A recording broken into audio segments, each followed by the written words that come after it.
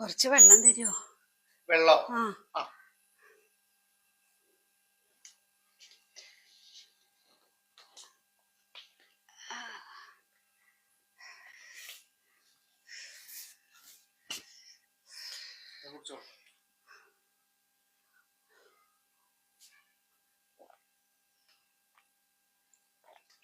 മതിയോ?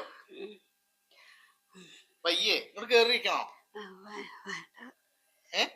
വേണ്ട. എവിടുന്നാ വരുന്നേ? ഞാന് വട്ടംകുളത്തുനിന്ന്. വട്ടംകുളോ? ആ.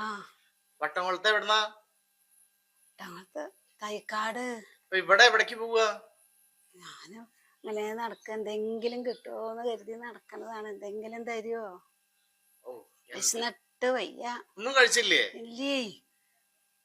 വട്ടംകുളത്ത് എവിടെയാ വീട്? വട്ടംകുളത്ത് തൈക്കാട്. ആ ശരി, ആയിക്കോട്ടെട്ടാ. ഭക്ഷണം കഴിക്കാം. ഒന്നുകൊണ്ട് വന്നേ. അപ്പൊ എന്തിനങ്ങനെ വയസ്സാം കാലത്ത് നടക്കണേ? ആരുമില്ല, ഞാൻ അങ്ങനെ നടക്കണ ഒറ്റയ്ക്കാണേ. അതെ, ഒരു ഉമ്മ വന്നിരിക്കുകയാണ്. അപ്പൊ ഒരു വെള്ളം ചോദിച്ചപ്പോ കൊടുത്തവര് ഒന്നും കഴിച്ചിട്ടില്ല എന്ന് പറയുന്നത്. ഇത് നമ്മളെ റുക്കിയമ്മല്ലേ? നമ്മളെ എത്തിങ്കാനയില് ഞങ്ങളൊക്കെ നോക്കിണ്ടാക്കിയത്. ആരുമില്ല, അത്ര ഒറ്റയ്ക്ക് ഇങ്ങനെ നടക്കാന്ന്. ഈ ആത്തിക്കുണ്ടോ? ശരി. അല്ലോ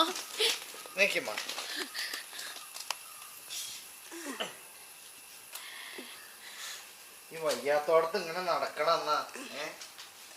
ആരുമില്ല അത്രേ.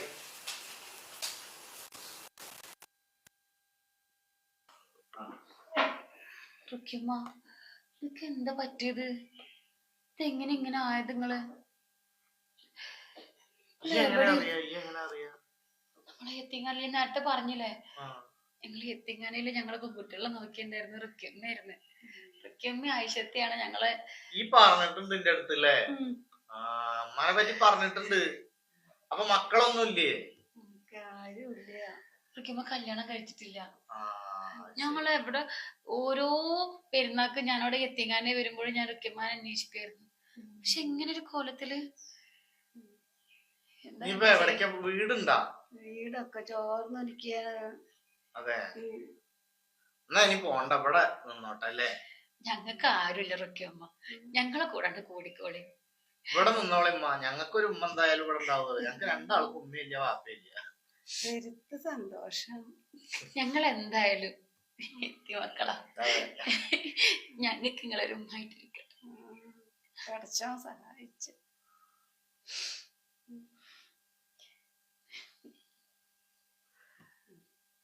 കൊറേ കാലത്തിന് ശേഷം ഞങ്ങക്ക് ഒരു ഉമ്മ ഉണ്ടാവുകയാണെങ്കിൽ ആവട്ടെ. വിഷമിക്കണ്ടട്ടാ. ഭക്ഷണം കൊടുക്കടി, ഭക്ഷണം കൊടുക്ക. നീച്ചൊരു വിഷമമില്ല, മക്കളെ കിട്ടിയില്ലോ, സന്തോഷായി. ഞാന് ഇവളെ പോലെ തന്നെ ഒരു യത്തീംഖാനയിലായിരുന്നു പഠിച്ചതും വലുതായതൊക്കെ. പിന്നെ അപ്പൊ ഒരു യത്തീം കുട്ടീനെ തന്നെ കെട്ടാന്ന് വിചാരിച്ചിട്ടാണ് ഇവളേനെ കല്യാണം കഴിച്ചത്. ഇനി ഞങ്ങളെ കൂട്ടത്തിലേക്ക് നിങ്ങളും കൂടിക്കോളി. എന്തായാലും നിങ്ങള് ഞങ്ങളെ പോലുള്ള ഒരുപാട് യത്തീം മക്കള് നോക്കിയതല്ലേ. ഇനി നിങ്ങളെ കൈവിടാൻ ഞങ്ങൾ ഒരിക്കല്ല അല്ലേ? തീർച്ചയായിട്ടും ഇവിടെ തന്നെ നിന്നാ മതി. ഞങ്ങളും നടക്കുക ഒന്നും ചെയ്യരുത്, പുറത്തൊന്നും പോവരുത്. ഇതേപോലെ ഞങ്ങളെ ഉമ്മാനെ നോക്കണ പോലെ നോക്കിക്കോളാം നിങ്ങളെ. എന്റെ നെഞ്ചു പൊട്ടി. ഒന്നും കഴിച്ചിട്ടില്ല എന്ന് പറഞ്ഞപ്പോ എന്താ? ഒന്നും കഴിച്ചിട്ടില്ലേ? ഇല്ല, ഒന്നും കഴിച്ചിട്ടില്ല. എന്തേലും കൊടുക്കുക. എന്നാ ഞാനിന്ന് എന്തെങ്കിലും എടുത്ത് വരാം. കഞ്ഞി ഉണ്ടാക്കി വെച്ചിരിക്കില്ലേ, കഞ്ഞിയും വേറെ അത് എടുത്തിട്ട് വരാം. ഭക്ഷണം കഴിച്ചിട്ടേ ബാക്കി സംസാരിക്കാം.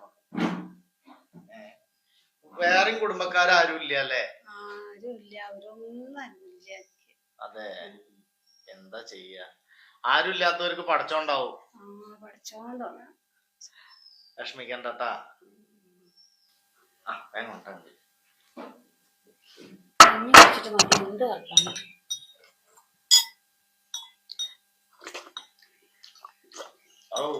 നെഞ്ചു പൊട്ടി കുടിക്കുന്ന കാണുമ്പോ തറക്കി വിശന്നിട്ടേ നടന്നിരുന്നല്ലേ?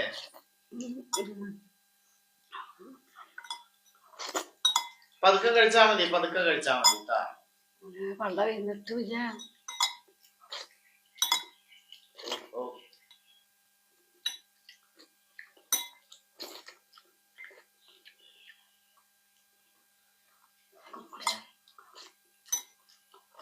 അന്നം കിട്ടാനിട്ടേ ഒരു ദിവസം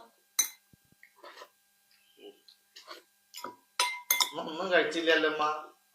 ഒന്നും അവിടുന്ന് കിട്ടിയില്ല മോനെ.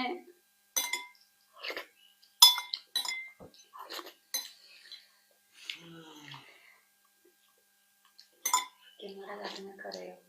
ഈ അന്ന് ഇങ്ങനെ പറയുന്ന കേൾക്കാ ഒരു തിമ്മ ഉണ്ടായിരുന്നല്ലേ. കാര്യം കാര്യമൊന്നും അറിയില്ല. പതുക്കെ കഴിച്ചാ മതി. റക്കിയമ്മക്ക് 2 ആങ്ങളാരുള്ളത്. 2 ആങ്ങളാർക്ക് വേണ്ടിട്ട് റക്കിയമ്മ ജീവിച്ചിട്ടുണ്ടായിരുന്നു. ലാസ്റ്റ് സ്വത്തൊക്കെ തട്ടിയെടുത്തിട്ട് ഒരു റക്കിയമ്മാനെ ഒഴിവാക്കി. അപ്പൊ ഞങ്ങളുടെ പുസ്തകത റക്കിയമ്മാനെ എത്തിങ്ങാണിക്ക് കൊണ്ടുവരുന്നത് അല്ലേ. പിന്നെ ഞങ്ങളെപ്പോലുള്ള മക്കൾക്ക് വേണ്ടിയിട്ടാണ് റക്കിയമ്മ ജീവിച്ചത്. അത് മോനെ റക്കിയമ്മ എന്തായാലും കുടിക്കും, എന്നിട്ട് ഒന്ന് വിശ്രമിക്കും.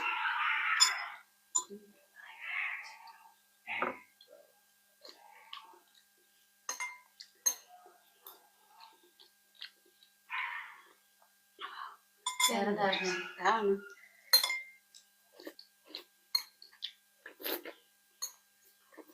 ഇനി ഉമ്മാനെ ഞങ്ങൾ എവിടേക്കും പറഞ്ഞയക്കണില്ല കേട്ടാ. അൽഹംദുലില്ലാ. ഇപ്പൊ പഠിച്ചോൻ കണ്ടില്ലേ, അങ്ങനെ കരുതിയാ മതി. ഇനി എവിടേക്കും പോവരുതിട്ടാ. മക്കളെ വിട്ട് ഞാൻ അങ്ങോട്ടും പോകില്ല. കഞ്ഞി കുടിച്ചോളൂ, മുഴുവൻ കുടിച്ചോളൂ.